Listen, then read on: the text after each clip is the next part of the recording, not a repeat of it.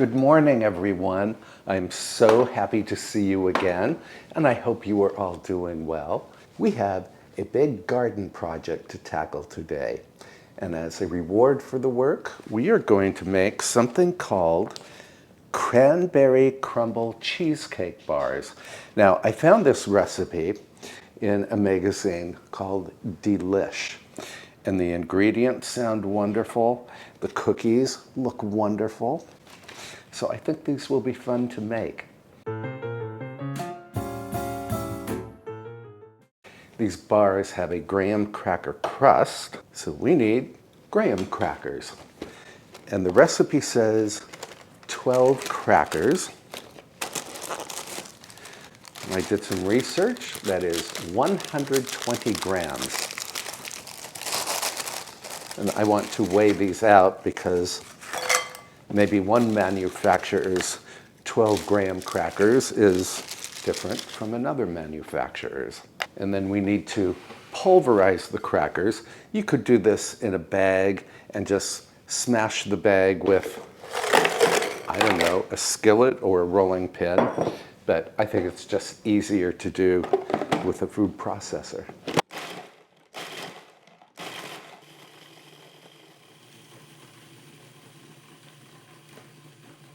Now, before we proceed, I need to line a 9 by 9 inch baking pan with parchment. This way we can unmold the cookies or the bars. And I did grease this pan. And you only have to grease the pan in order to make the parchment stick.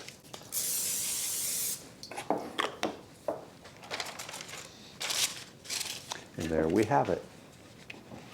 I'm going to transfer these crumbled graham crackers into a medium bowl. Then we need 6 tablespoons or 85 grams of unsalted butter. Actually, I'm using salted butter. And we need to melt this in the microwave. We can add the melted butter to the graham cracker. And then we need 1/4 cup or 50 grams of granulated sugar. And just a pinch of salt. And then mix.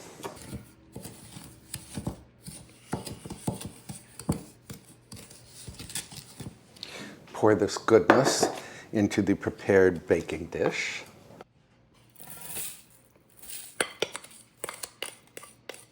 And then press the graham cracker mixture into the bottom of the pan.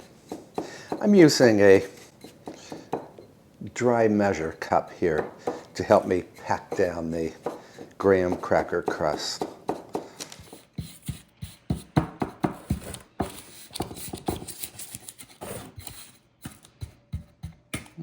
And then we can pop this crust into a preheated 350 degree Fahrenheit or 180 degrees Celsius oven for 10 minutes.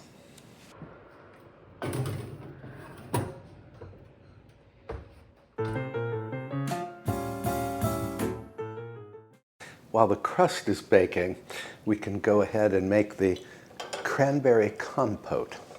I'm going to use my little burner here so we don't have to move the camera over to the cooktop. We need cranberries from a 12-ounce bag.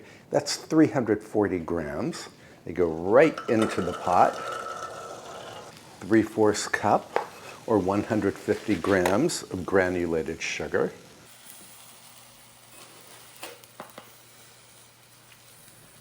We will need 1/4 cup or 60 mils of orange juice.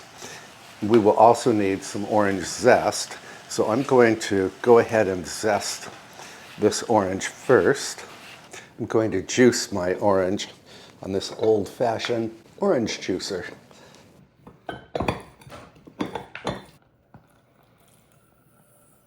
And besides the orange juice, we also need 3/4 cup of water. 3/4 cup is 177 mils.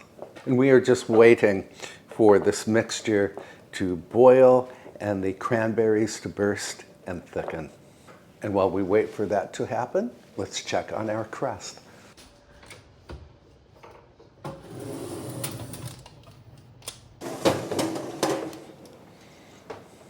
I'm going to set the crust aside to let it cool. Okay, the cranberries have burst. The compote has thickened. That took about 15 minutes. So we are going to take this off the heat. And then we can stir in the orange zest and a ½ teaspoon of pure vanilla extract. This is the extract that you and I made together.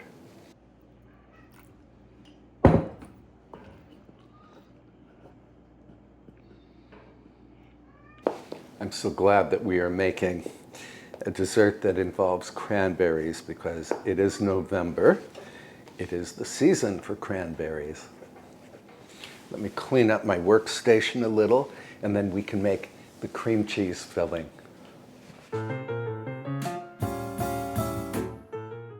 All right, for the cream cheese filling, we need a large bowl and handheld electric beaters. Now, my handheld beaters are minimum 30 years old. I've had these a long time, but they still work. 2 large eggs, 2 8-ounce blocks of room temperature cream cheese. That's 226 grams for each box. My cream cheese has been sitting out for several hours, but I don't think it's quite as soft as it should be. So I'm going to speed things up a little by just popping the cream cheese into the microwave for a few seconds.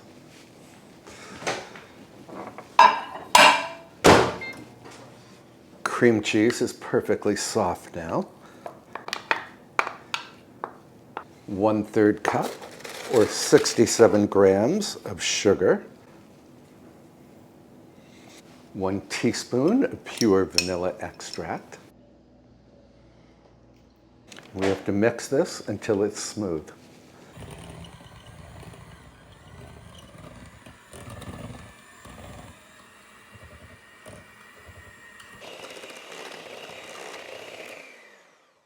And there, we are perfectly smooth.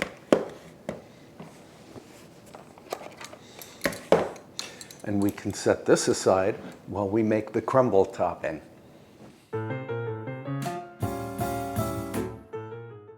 And for the crumble topping, we need a ½ cup, or about 60 grams, of all-purpose flour.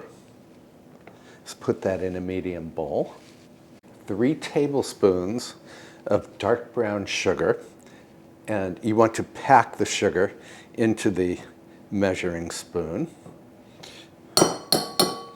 Now the recipe says dark brown sugar, but I'm using light brown. 1/4 teaspoon of ground cinnamon, and a pinch of salt. We also need 1/4 cup or 57 grams of melted butter. And then we can mix this with a mixing fork until a crumbly topping develops. Now the recipe said to use crushed pecans here, but I don't have any, so I'm not using them.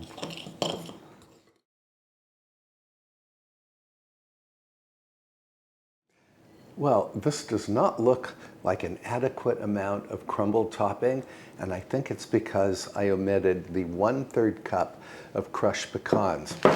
I just checked my freezer. I have some sliced almonds here, so I'm going to crush them. Cover your ears. Well, that was easy enough to do. It was 1/3 cup, or about 40 grams of the crushed nuts. Oh, this is giving us much more volume. And our crumble topping is ready. Now we can assemble the bars. Now we can spread the cream cheese filling over the crust. This does look lovely. I'm using an offset spatula here to reach into the corners of the pan. Spoon the cranberry compote evenly on top of the cream cheese.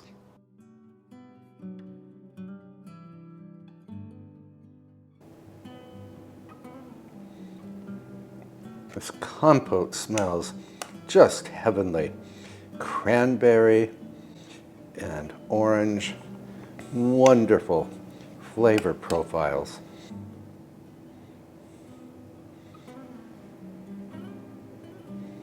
Then we can sprinkle on the crumble topping.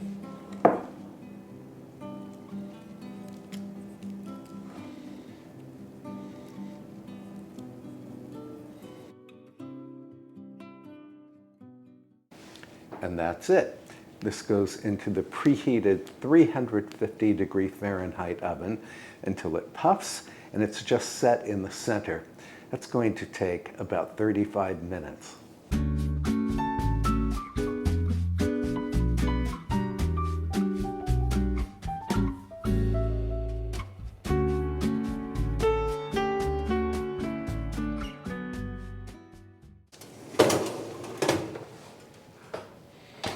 Oh, this looks beautiful.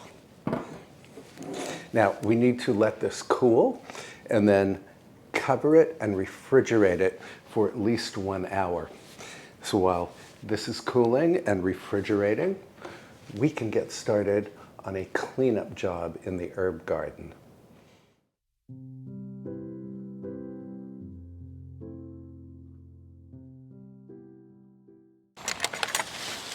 Well, hello.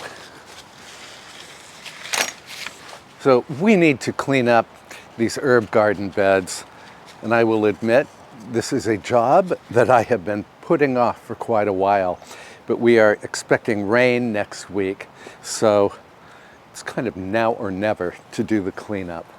And I'm really happy that you are here to keep me company. We're going to start with this parsley bed. I have already harvested a lot of parsley, and this parsley has gone to seed, so it's time to come up.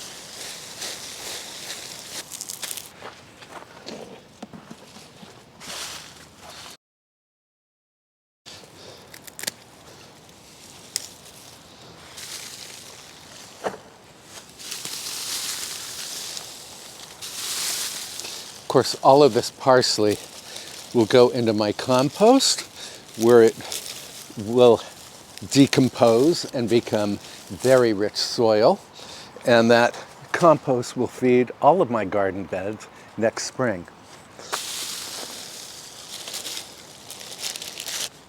And in case you've forgotten, you and I planted all of this parsley from seed.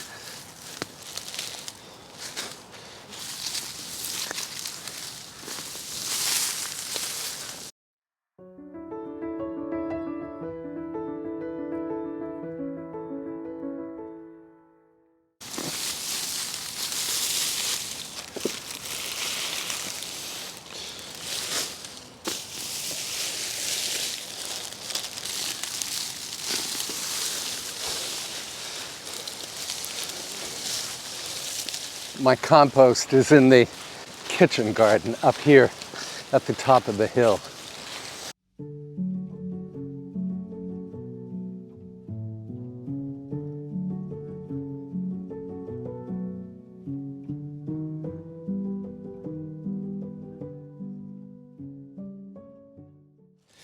This is the spent cabbage that you and I pulled up together, I think 2 weeks ago. This can all go into the compost.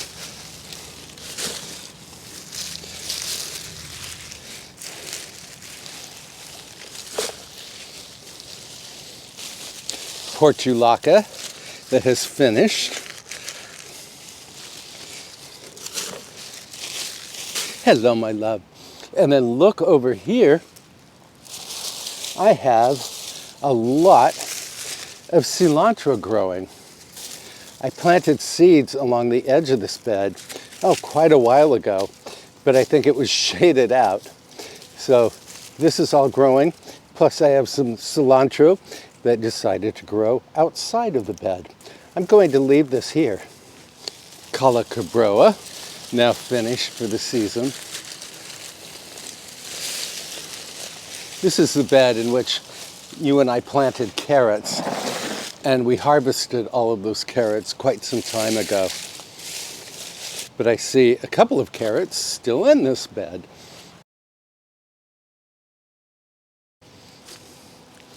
That's a respectable little carrot. There's another over here. This is a huge carrot. Wow. We are certainly going to use these carrots. Oh, here's another little baby carrot. And yet another super baby carrot. In this bed, we still have some celery. Very small, but still usable.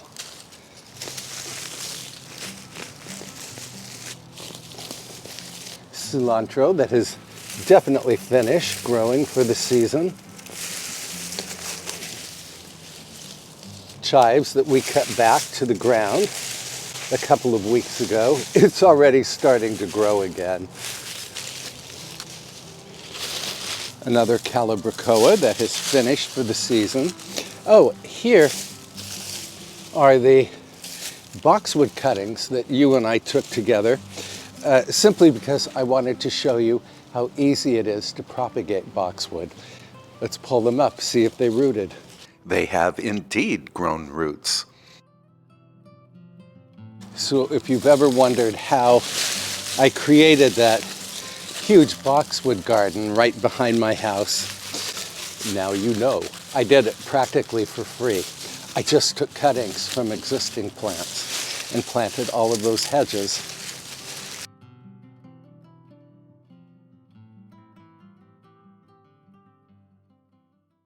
I have a small lettuce patch growing over here. Lettuce can take multiple hard frosts, so I'm just going to leave it. I've been using these lettuce greens for about a month now, and I only planted them in late September. Another trip to the compost. I get a lot of exercise on this property, and that's a good thing because later today we are going to eat our Cranberry Crumble Bars.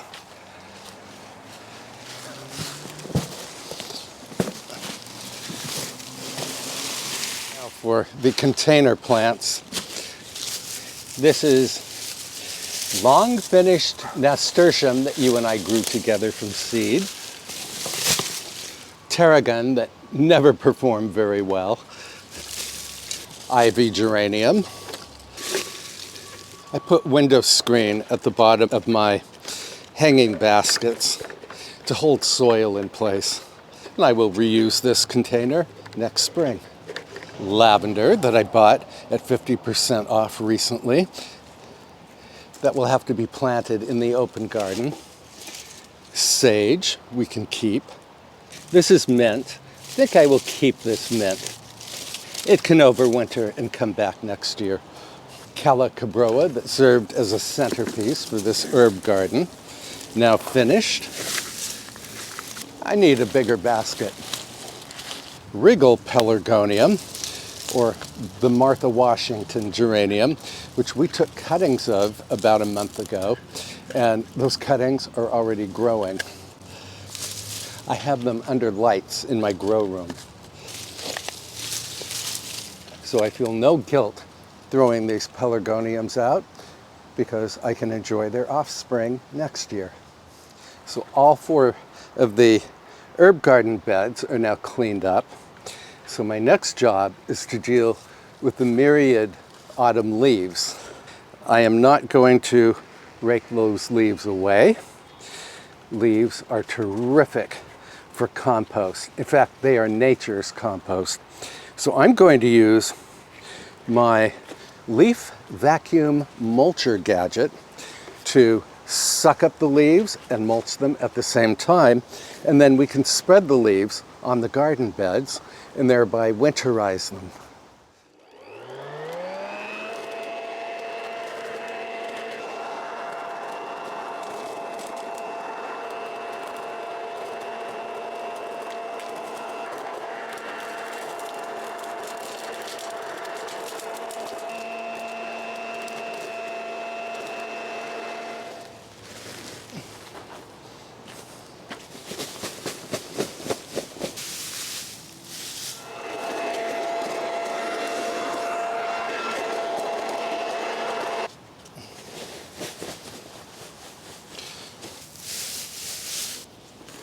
Believe it or not, this is actually a fun job.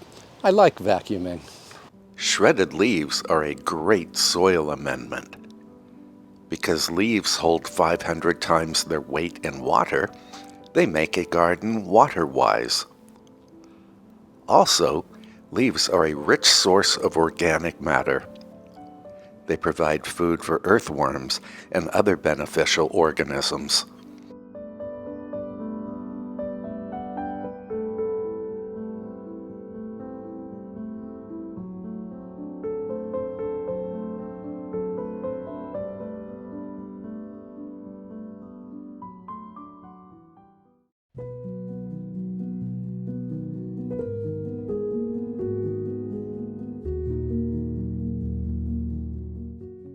Here, I am reshredding the leaves that I placed on one of the garden beds. I simply want to break them up further. Well, that wasn't too painful. We actually did a fairly good cleanup job in this herb garden. Let's go check on our Cranberry Crumble Bars.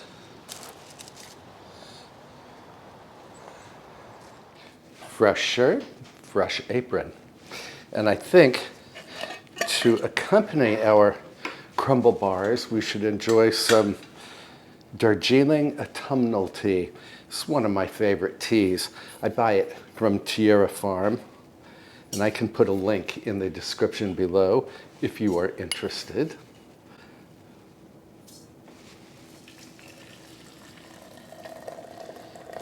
And while the tea is steeping, we can cut into our Cranberry Cheesecake Crumble Bars.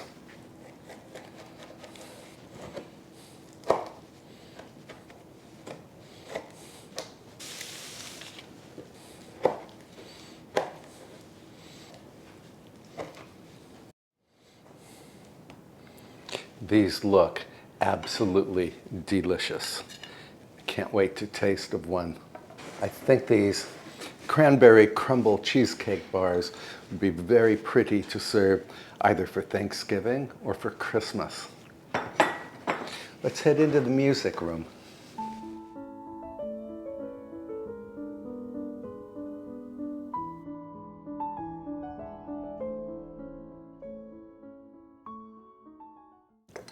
I love this tea. Let's see if I love this Cranberry Cheesecake Crumble Bar. It's a very beautiful thing because we have the brown from the graham cracker crust, then we have the white from the cheesecake mixture, then we have the cranberry, followed by the gorgeous crumble topping.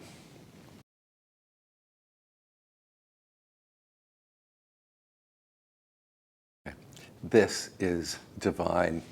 It's sweet, but it's not overly sweet. It's definitely tart from the cranberries, and the texture is just perfect. I think I could have left out the almonds in the crumble topping. Since the recipe for these bars is from a magazine, I cannot link the recipe in the description box below, but I will write out the list of ingredients. Thank you so much for spending time with me today as we made these Cranberry Cheesecake Crumble Bars and we tackled a rather large job in the herb garden. It feels really good to have that garden pretty much prepared for winter now. We film a lot of cooking, gardening, decorating, and lifestyle videos on this channel. So if you have not yet subscribed, I hope you will do so. And be sure to tap the bell icon to receive notifications every time we upload a new video. And the next video will be on Friday. Until then, please take good care of yourself. Please give these Cranberry Cheesecake Crumble Bars a try. And I will see you in the next video. Bye for now, friends.